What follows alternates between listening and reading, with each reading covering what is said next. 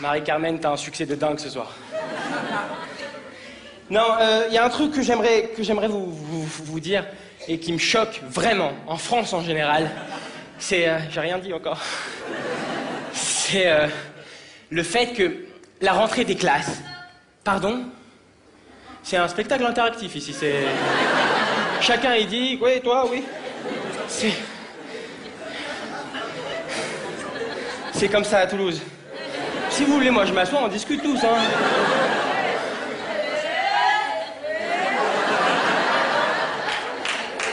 Il y a un truc qui m'énerve en France en général, c'est que vous, les adultes, vous croyez encore aujourd'hui que la rentrée des classes, c'est un jour merveilleux. Dans la tête de tous les adultes en France, je sais pas si c'est comme ça ici aussi, hein, mais on croit que la rentrée des classes pour les enfants, c'est un truc génial. Attends, t'es pas content, c'est la rentrée des classes. Mesdames et messieurs, ce soir, j'aimerais vous dire, franchement, la rentrée des classes, vraiment, dans votre esprit, aujourd'hui, ça ressemble à ça.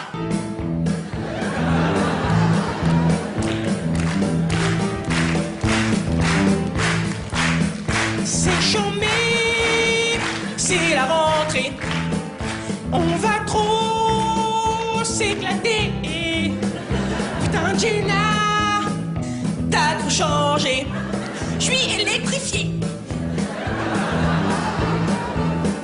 You better keep up. Tu vas travailler, oui, cette année. Sinon ta mère, elle va te tuer. You better keep up. Tu vas comment bosser, oui, cette année. Wouh!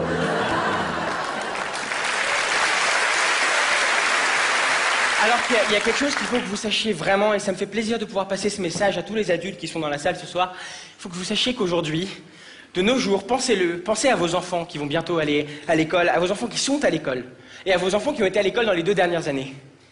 Aujourd'hui, la rentrée des classes, mesdames et messieurs, ça ressemble beaucoup plus à ça.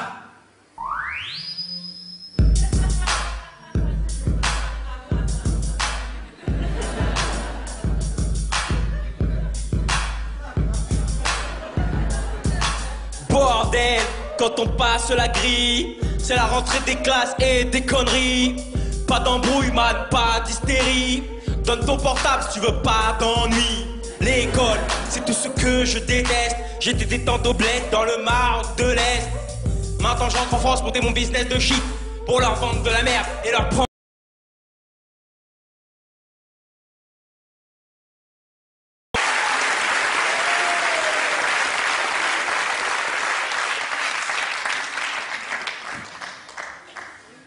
Voilà, c'était pour la rentrée des classes. Et à l'école, il n'y a pas que la rentrée des classes. Il y a la sortie. Il n'y a pas que la rentrée, il y a la sortie. Mais alors vous, monsieur, vous avez battu Tam Tam, Carmen, tout le monde, hein. Il y a un truc, moi j'ai toujours été plutôt bon à l'école, comme Anne vous l'a dit, je vais passer mon bac cette année, et j'ai toujours été plutôt bon à l'école, mais il y a un truc, j'arrive pas, c'est les langues. Vous savez, les langues, on apprend les langues à l'école, on apprend l'anglais, super, je suis d'accord, l'anglais est hyper important, et en 4e, on doit faire un choix qui va être décisif pour le restant de notre vie. Soit allemand, soit espagnol. C'est horrible, tu sais. Moi, on m'avait dit, tu vas voir, les profs, ils vont venir dans ta classe et ils vont présenter leur matière chacun. Après, tu choisiras au mieux. Mais je flippais grave, tu sais. Moi, je m'imaginais ça de manière vraiment spéciale, quoi.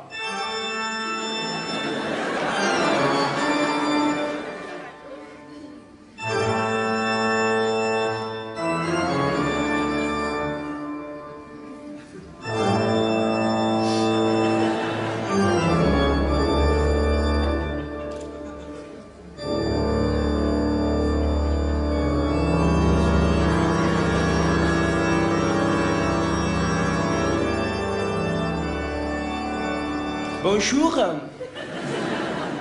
Je m'appelle Wolfgang Verrequin. Si je veux vous enseigner l'allemand, c'est pour vous apprendre la langue de Goethe, Wagner, Werner ou encore Claude Schiffer. L'allemand est un langage qui se prononce de manière vomitive. C'est-à-dire qu'il faut vomir pour parler allemand. Un peu de calme, Marie-Carmen.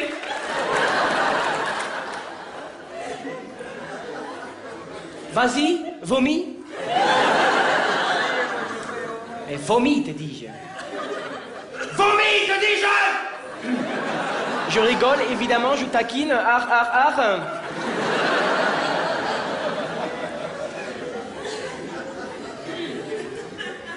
Mais toi, par exemple... moi? Oui, toi. Viens dire Guten Tag à toute la classe. Guten Tag. Doucement, mon petit Kinder. Si vous voulez apprendre l'allemand, vous devrez vous battre pour l'Allemagne. Vous donnez pour l'Allemagne. Vous saignez pour l'Allemagne. Frischenbackenhuten. Forcément, après un prof d'allemand comme ça, je m'imaginais un prof d'espagnol beaucoup plus détente, quoi. Suavemente, bésame, que quiero sentir tus labios besándome otra vez. Suavemente, bésame, que quiero sentir tus labios besándome otra vez. Suave, bésame, suave, bésame otra vez. Yo quiero sentir tus labios besándome otra vez. Suave, besa, bésame poquito. Suave, besa,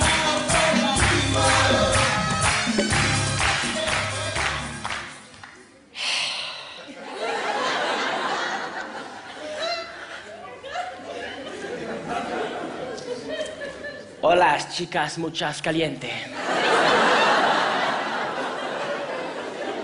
Ça veut dire bonjour les enfants?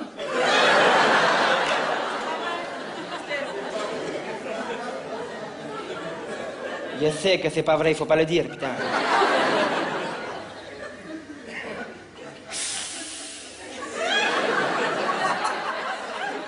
Je m'appelle Manuel Scorza del Boca del Patron.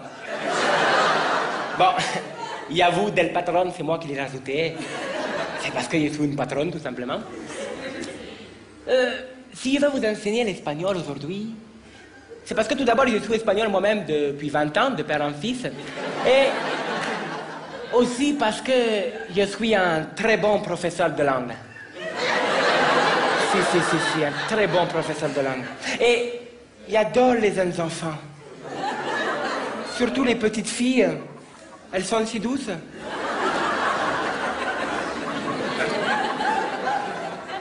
Si vous travaillez bien, je vous offrirai des sucettes soupe à soups.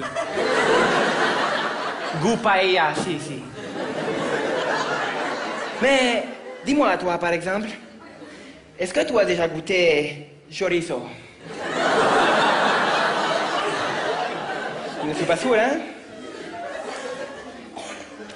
En gros, j'avais le choix entre un prof d'allemand psychopathe et un prof d'espagnol pédophile.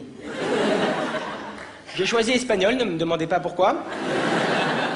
Et mes premiers cours d'espagnol se sont vraiment super bien passés. Je pensais, comme tous les Français, que pour parler espagnol, il fallait prendre les mots en français, rajouter un O à la fin, et c'est bon, je parlais espagnol, tu sais. J'arrivais dans les cours, je faisais « Hey, buongiorno. Au revoir. Comment ça va? » J'ai vite compris que l'espagnol, c'est pas ça du tout. Et donc, j'ai développé une autre technique que j'aime bien appeler la technique du si pero. Je vous explique. Quoi que le prof te demande, tu réponds par si pero. Ça passe toujours. Exemple, le prof vient, que bien, s'il vous plaît, un poquito de, es posible, ¿vale? Si, pero, c'est pas... Ah si, pero, c'est pas seguro, c'est pas... Et moi, je savais déjà que pour le bac en espagnol, j'étais foutu, hein. Tu sais, je m'imaginais déjà le jour du bac arriver, et le mec me dire, ok, vaya a responder a la cuestión a unos, dos o tres. Un, dos, tres, un pasito para la te María. Un, dos, tres, un pasito para la... Et là, je vous assure, il m'a répondu un truc dont je me rappellerai toute ma vie. Si, pero... que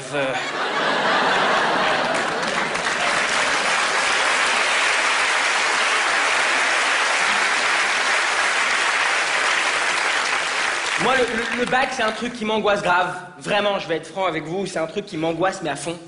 Et donc, ce que j'ai fait l'année dernière pour essayer un peu de me rassurer, c'est que j'ai été devant les listes. Vous savez, les fameuses listes du bac. Il y a ça aussi en Provence ou... Mais non, je voulais dire, comme vous êtes une ville technologique, peut-être on vous envoie ça par pigeon ou... ou par mail. Ah, vous avez des mails? Mais non. Non. Et donc j'ai été devant ces fameuses listes du bac pour voir à quoi ça ressemblait, pour essayer de me rassurer de cette épreuve que va être le bac. Et j'ai remarqué que devant ces listes, il y a tout le temps une meuf qui pleure, et tu sais pas si elle l'a ou pas. Tu sais?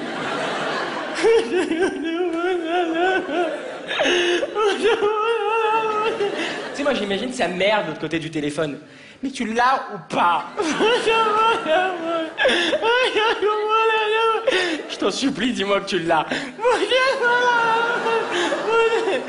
Je pleure moi aussi. Ça y est.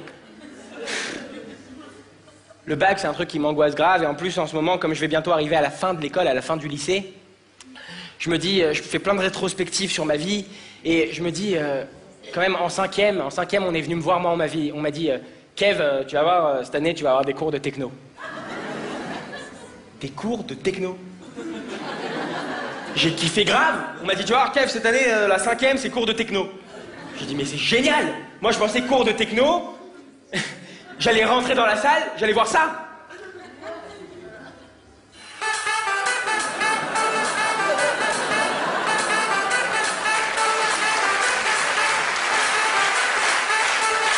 Est-ce que vous êtes là à Toulouse ce soir?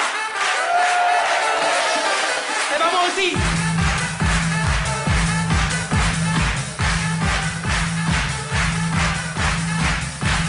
Sortez vos cahiers!